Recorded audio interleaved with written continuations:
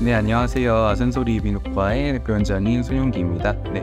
오늘은 올바른 보청기를 선택하기 위한 여러 가지 고려사항에 대해서 말씀을 드리도록 하겠습니다. 보청기를 구입하는 것은 안경을 맞추는 것과는 좀 달라서 약간 복잡한 절차를 필요로 합니다. 환자분들께서 이에 대한 부담을 느끼시는 경우가 많기 때문에 대부분의 문제는 전문 보청기 클리닉에서 상담을 받으시면 깔끔하게 해결이 됩니다. 보청기 선택에 있어서 환자분들께서 마음 편하게 상담을 받을 수 있게끔 주의하셔야 될 사항들을 알려드리겠습니다.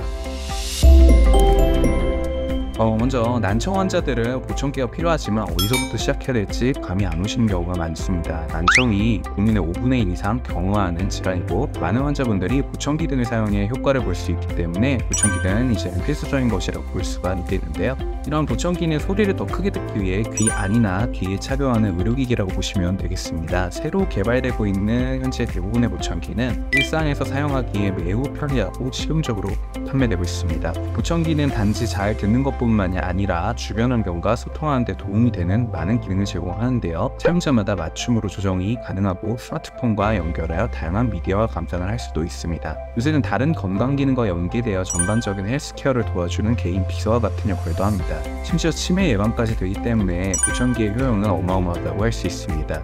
그러나 보청기 선택의 옵션이 너무 많기 때문에 환자분들께서 어디서부터 시작해야 되는지 알기가 어려운데 이비인후과 보청기 클리닉 매뉴얼을 통해서 환자분들에게 권유하는 선택 기준을 알려드리도록 하겠습니다. 자, 먼저 보청기 클리닉이 있는 이비인후과에서 청력 검사를 받으시는 게 중요합니다. 모든 종류의 난청을 보청기로 치료하는 것은 아닙니다. 수술이나 이식형 보청기가 필요한 친구들이 있기 때문에 다양한 종류의 난청에 대해 먼저 정확한 진단과 치료를 제공할 수 있는 이비인후과 난청 클리닉에서 청력 검사를 받으시는 게 중요합니다. 또한 난청을 느끼지는 못해도 주기적으로 자기가 난청이 있는지 선별 검사를 하시고 증상이 더 악화되기 전에 적절한 조치를 취하는 것도 중요합니다. 자, 두 번째로 난청의 정도와 개인의 청력학적 특성에 따라 맞는 보청기를 상담받으시는 겁니다. 보청기는 너무 다양한 종류가 많습니다. 따라서 어떤 것이 좋은지 고르기가 무척 어렵기 때문에 난청의 정도, 환자가 스스로 조절할 수 있는 능력, 이용 측면, 데모 착용 시의 편안함, 추가 기능 등에 대한 필요성 등에 따라 골라야 되는 보청기 타입이 달라집니다. 가장 대표적인 보청기 종류는 다음과 같습니다.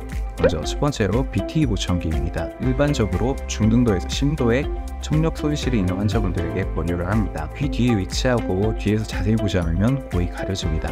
사이즈가 매우 크기 때문에 내구성도 성능도 좋고 다양한 기능을 제공할 수가 있겠습니다. 다음으로 RIC 보청기입니다. BT와 비슷하게 생겼지만 조금 더 작고 스피커를 웨이도에 넣는 형태입니다. 경도에서 중등도 청력 손실을 모두 적합하고 다양한 기능이 있고 미용적으로도 합리적이기 때문에 요새 가장 많이 사용하는 종목입니다. 귀지 문제가 작거나 중이염 웨이도형 환자에게는 적합하지는 않습니다. 그리고 PIC 그리고 ITC, 인더이어, ITE 등의 귀안에 사입하는 보청기들이 있고 이 중에서 ITE 보청기는 스피커를 웨이도에 넣는 형태입니다. 귀안에 가려지기 때문에 미용 목적으로 가장 적합하지만 경도의 청력 손실이 있을 때만 추천을 하게 됩니다. 자, 그리고 생활 방식을 고려해서 보청기 타입과 추가 기능을 결정하게 됩니다. 개인의 활동 양식에 따라 선택에 도움을 드릴 수가 있는데 신체 활동을 많이 하는지 어떤 상황에서 난청을 가장 많이 겪는지에 따라 결정이 됩니다. 외부 활동이 적으신 분들에게는 기본 성능의 보청기로도 충분하겠습니다. 외부 활동이 반대로 잦고 회의나 사교 모임을 잡다면 성능이 높은 보청기를 권장드리게 됩니다.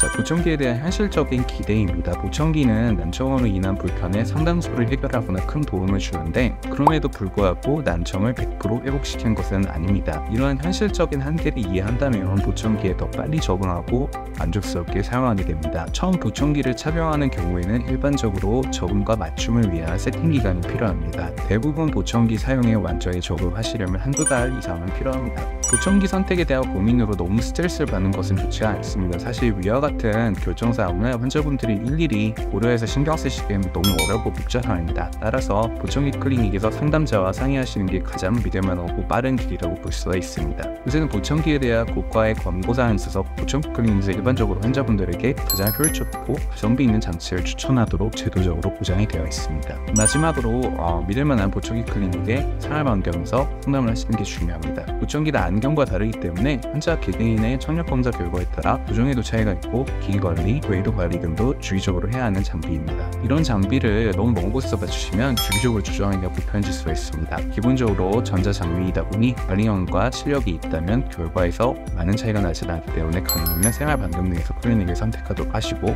이와 같은 고려 고려 사항들을 통해 많은 난청 환자분들이 보청기에 대한 부담을 덜고 혜택을 받으실 수 있는 것을 권유를 드립니다.